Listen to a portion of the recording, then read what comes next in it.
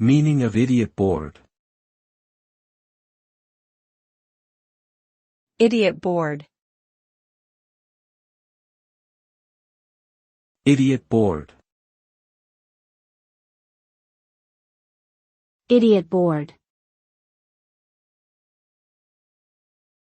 Idiot board. Idiot board is a colloquial term referring to a cue card or notes used by presenters or performers to assist with remembering scripted content.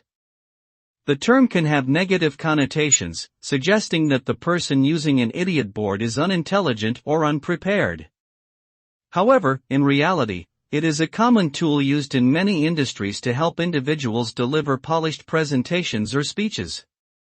While some may view the use of an idiot board as a crutch, it can be an effective way to ensure that important information is conveyed accurately, enhancing overall performance.